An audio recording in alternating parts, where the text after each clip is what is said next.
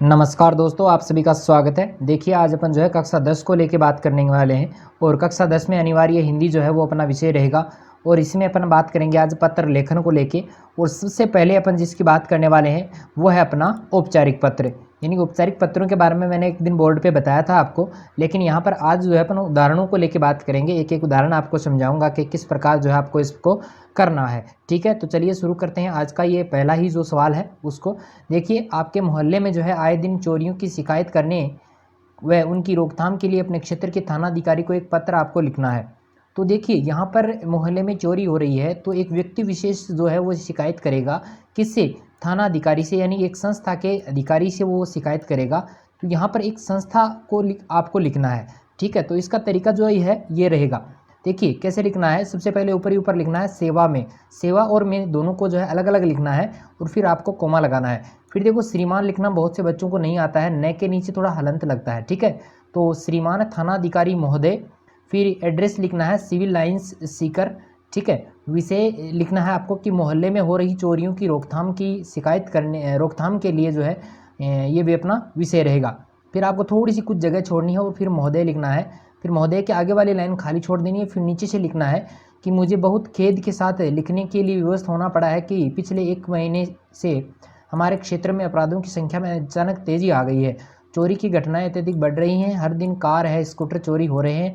हमारे मोहल्ले के कई घरों में जो है चोरी की घटनाएं हो चुकी हैं और दिन दहाड़े चलते राहगीरों को भी लूटा जा रहा है तथा विरोध करने वालों पर गोली तक मार दी जाती है। और पिछले ही सप्ताह लगभग 60 वर्ष के बुजुर्ग से उनकी पेंशन के 8,000 रुपये लूटकर उन्हें बुरी तरह घायल भी कर दिया था। और महिलाओं के गले से चैन खींचना, पर्स आदि छीनना, ये जो घटनाएं हैं वो आम बात हो गई हैं और इन सब से हमारे क्षेत्र में बुरी तरह जो है वो डर का माहौल बना हुआ है। आपसे नम्र निवेदन है। फिर देखो, ये ऐसे पैराग्राफ बदलना है। नम्र निवेदन है कि विषय की गंभीरता को देखते हुए मोहल्ले के निवासियों के लिए पर्याप्त सुरक्षा का प्रबंध किया जाए। इस क्षेत्र में पुलिस की गश्त भी बढ़वाने की कृपा करें ताकि बढ़ते अपराधों पर रोक लगाई जा सके। और यहाँ पर आपको लिखना है धन्यवाद, यानी बीच में लिखना है धन्यवाद। फिर आपको जो है यहाँ पर दिनांक वगैरह लिख देनी है। फिर यहाँ पर लिखना है प्रार्थी और नीचे अपना नाम लिख देंगे। ठीक है, यहाँ पर आज्ञाकारी शिष्य वगैरह ये नहीं लिखना है, यहाँ पे प्रार्थी लिखेंगे या यहाँ पर आप भवदीय भी लिख सकते हो। दोनों ही जो है सही रहेंगे। आपको जो अच्छा लगे वो यहाँ पर आप लिख सकते हैं। ठीक है, मेरे ख्याल से सारा समझ में आ गया होगा। चलिए अपन चलते हैं दूसरे प्रश्न की तरफ कि स्वच्छता अभियान की बजट स्वीकृति हेतु जिला कलेक्टर सीकर की ओर से राजस्व सचिव राजस्थान सरकार को सरकारी पत्र लिखना है। अब देखो, इसमें एक विशेष बात क्या है। जिला कलेक्टर सीकर, यानी ये भी एक संस्था का जो है भाग है। और दूसरी बात करें तो राजस्व सचिव राजस्थान सरकारी, तो ये भी एक संस्था है। दोनों तरफ जब संस्थाएं हो तो मैंने उसका एक तरीका बताया था आपको कि किस प्रकार आपको लिखना है। तो चलिए देखिए, ये तरीका आपको ध्यान में रखना है। सबसे पहले ऊपर ही ऊपर लिखेंगे प्रेषक। देखिए, यहाँ पर जो पत्रांक के मैंने बहुत बार क्लास में भी बताया बच्चों को कि ये जो पत्रांक वगैरह लिखते हो ये यहाँ पर भी लिख सकते हो। यहाँ पर भी पत्रांक आप लिख सकते हो। पत्रांक है, दिनांक है, ये यहाँ पर लिख सकते हो। फिर नीचे प्रेषक लगा सकते हो, लेकिन मैंने थोड़ा सा अलग तरीका यहाँ पर अपनाया है। प्रेषक आप यहाँ पर भी लिख सकते हैं। फिर नीचे लिखना है जो आप लिख रहे हो। प्रेषक यानी जो लिखने वाला होता है, प्रेषिती जिसको आप भेज रहे हो। तो जिला कलेक्टर कार्यालय में जिला कलेक्टर बैठता है, फिर नीचे सीकर लिख दिया। प्रेषिती की बात करें तो किसको भेज रहे हैं अपन? श्रीमान राजस्व सचिव महोदय। देखिए, मैंने यहाँ पे श्रीमान वगैरह लगाया है। उसका लगाने का एक ही कारण है क्योंकि हम जिसको भेज रहे हैं उसको सम्मान देते हैं, अपने आप को सम्मान नहीं दे रहे हैं यहाँ पे, इसलिए सीधा ही जिला कलेक्टर लिखा है। ठीक है, तो श्रीमान राजस्व सचिव महोदय, शासन सचिवालय राजस्थान सरकार जयपुर। फिर मैंने यहाँ पर पत्रांक या क्रमांक लिख सकते हो और इधर आपको क्या लिखना है? दिनांक लिख देना है। ठीक है, चलिए आगे मैं बात करूँ तो यहाँ पर विषय की बात करें तो विषय रहेगा स्वच्छता अभियान हेतु बजट स्वीकृति जारी करने के संबंध में आपको जो है पत्र लिख रहे हैं। फिर लिखना है आपको महोदय, आप इस तथ्य से भलीभांति परिचित हैं कि प्रधानमंत्री स्वच्छता अभियान के अंतर्गत खुला शौच मुक्त गाँव कार्यक्रम जिला स्तर पर स्वच्छ ग्रामीण मिशन ग्राम पंचायतों द्वारा चलाया जा रहा है। इस कार्यक्रम हेतु बजट स्वीकृति कराने का कष्ट करें ताकि इन कार्यक्रमों को आगे बढ़ाने में मदद मिल सके। फिर नीचे लिखना है आपको भवदीय। भवदीय में आपको हस्ताक्षर लिखना है और हस्ताक्षर में देखिए एच एस सिंह जो है मैंने यहाँ पर लिख दिया है और जिला कलेक्टर सीकर जो एच.एस. सिंह है वह रहेंगे। ठीक है, समझ में आ गया होगा। ये प्रेषक परिस्थिति वाला है। चलिए आगे मैं बात करूं तो अपना आगे वाला जो पत्र रहेगा वो रहेगा अनौपचारिक पत्र। तो देखिए, अनौपचारिक पत्र जो है वो किस प्रकार के होते हैं, यानी हम जो कोई भी पत्र जो है अपने घर वालों को लिखते हैं, अपने बड़े भाई को लिखते हैं, बड़ी बहन को लिखते हैं, छोटी बहन को लिखते हैं, छोटे भाई को लिखते हैं, अपने माता को लिखते हैं, पिता को लिखते हैं, दोस्त को लिखते हैं, तो वो सारे के सारे अनौपचारिक पत्रों की श्रेणी में आते हैं। तो देखिए, अनौपचारिक पत्रों का जो तरीका है वो इस प्रकार रहेगा।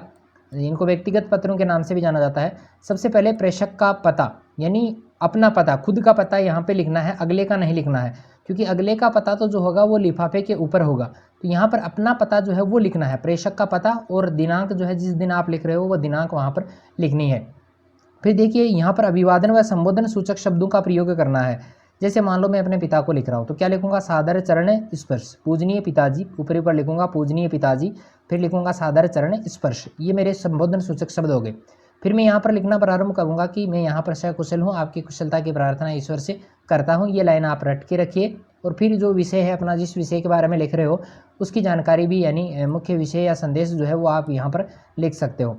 उसके बाद में पत्र का अंत जो है वो ऐसे लिखा जाता है कि जैसे मान लो पिताजी को लिख रहे हो तो माताजी के चरण स्पर्श, और छोटू को बहुत सारा प्यार वगैरह, ऐसा कुछ आप लिख सकते हो।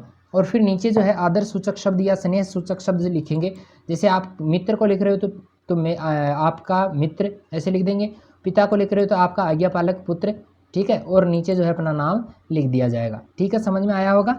चलिए अभी जो है अपन आगे बात करते हैं एक पत्र को लेके। जैसे पिता का जो पत्र है वो पुत्र को लिखा जा रहा है, तो ये हो गया अपना एड्रेस। यहाँ पे ये एड्रेस किसका है, अपना एड्रेस है। फिर यहाँ पर लिखेंगे प्रिय पुत्र मनीष, देखो पिता लिख रहा है किसको, पुत्र को, तो प्रिय पुत्र मनीष नाम लिख दिया। शुभ आशीष, आशीर्वाद देंगे, बेटा है तो आशीर्वाद देंगे, यहाँ पर भी लिख सकते हो इसको आप, शुभ आशीष को यहाँ पर भी लिख सकते हो। फिर लिखना है कि तुम्हारा पत्र मिला, पढ़कर प्रसन्नता हुई, ये जानकर खुशी हुई कि तुम्हारे सभी प्रश्न पत्र बहुत अच्छे हुए हैं और तुम स्नातक परीक्षा के अच्छे प्रतिशत से उत्तीर्ण होने की उम्मीद रखते हो। फिर देखो मैंने पैराग्राफ बदला है कि जीवन में समय का बड़ा महत्व होता है, तुम अपने ग्रीष्म अवकाश का उपयोग प्रशासनिक सेवा परीक्षा की तैयारी करना चाहते हो, ये जानकर अच्छा लगा। हमें अपने लक्ष्य का निर्धारण कर पूरे समर्पण के साथ उसकी प्राप्ति में जुट जाना चाहिए। मुझे आशा है तुम अपने लक्ष्य के प्रति समर्पित हो और मैं कल ही तुम्हारे बैंक खाते में 10,000 रुपये जमा करवा दूंगा, जिससे कि तुम्हारा दिन निर्बाध रूप से जारी रहे। तुम अपने लक्ष्य को अवश्य प्राप्त करो, इसी कामना के साथ तुम्हारा पिता। ठीक है, ये पिता का नाम हो गया, समझ में आया होगा।